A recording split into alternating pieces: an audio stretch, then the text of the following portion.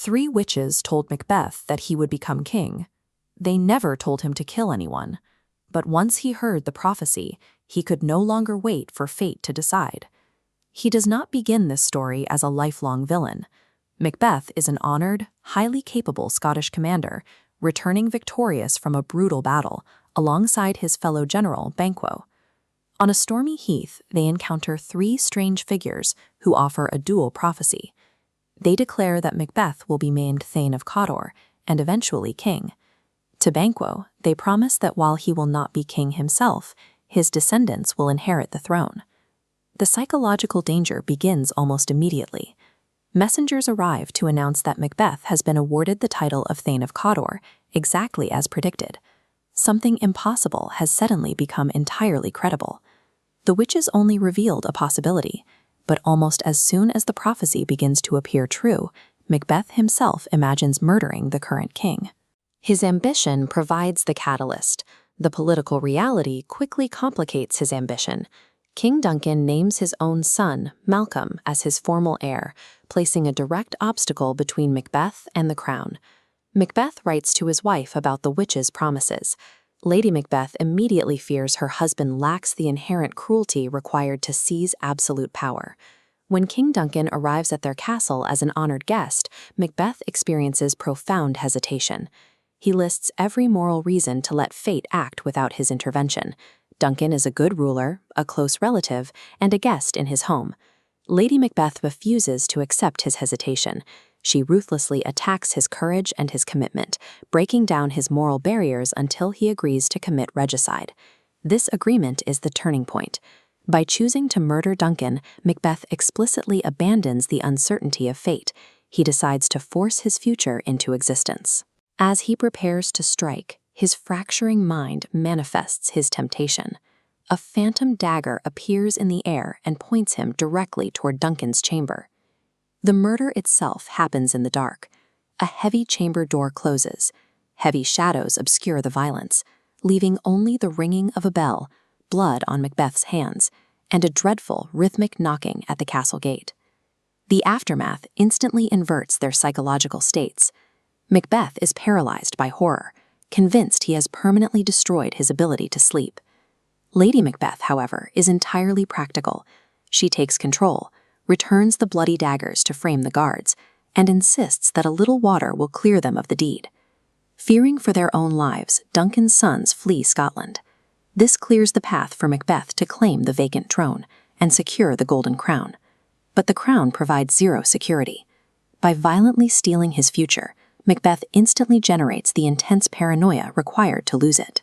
The cause and effect chain reaction begins. Because the original prophecy stated that Banquo's descendants would rule, Macbeth now views his former friend as a mortal threat and secretly orders his assassination. The assassins kill Banquo, but his son, Fleance, manages to escape into the dark. The threat to Macbeth's stolen lineage remains entirely alive. Macbeth's authority soon publicly fractures. At a royal banquet, he stares at an empty chair and recoils in terror from Banquo's invisible ghost. The king is screaming at thin air. Desperate to stabilize his reign, Macbeth returns to the witches. Then they offer him 3 deceptive apparitions: an armed head warning him to beware Macduff, a bloody child stating no man born of woman will harm him, and a crowned child claiming he is safe until Birnam Wood moves to Dunsinane. Macbeth hears these statements exactly the way he wants to. He ignores the riddles and interprets them as literal guarantees of absolute invincibility. Believing he is untouchable, his tyranny rapidly escalates. When he learns that Macduff has fled to England, Macbeth orders the total slaughter of Macduff's innocent wife and children. He exhibits none of the moral hesitation he felt before killing Duncan. The witches never needed a magical command to destroy him. Their greatest weapon was feeding Macbeth exactly enough truth for him to deceive himself, allowing him to justify escalating atrocities. As Macbeth grows fiercely independent in his violence, Lady Macbeth suffers a total psychological collapse. She wanders sleepless corridors by candlelight, endlessly rubbing her hands to wash away invisible blood. She is destroyed by the exact guilt she once claimed they could simply wash away. Meanwhile, Malcolm and Macduff advance on the castle. To conceal their numbers, Their soldiers cut branches from Burnham Wood and carry them forward. Through the Scottish fog, the forest itself appears to move. Inside the castle walls, Macbeth receives news of his wife's death. He responds not with grief, but with profound emotional exhaustion.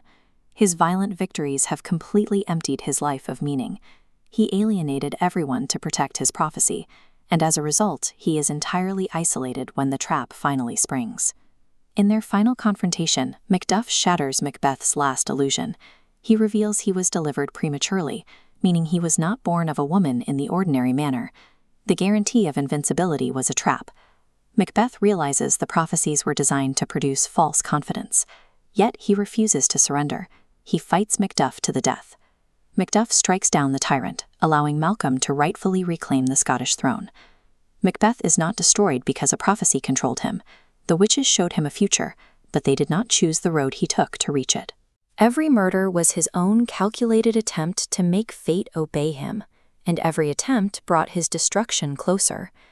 If someone predicts the worst thing you secretly desire, are they controlling you or merely revealing who you truly are?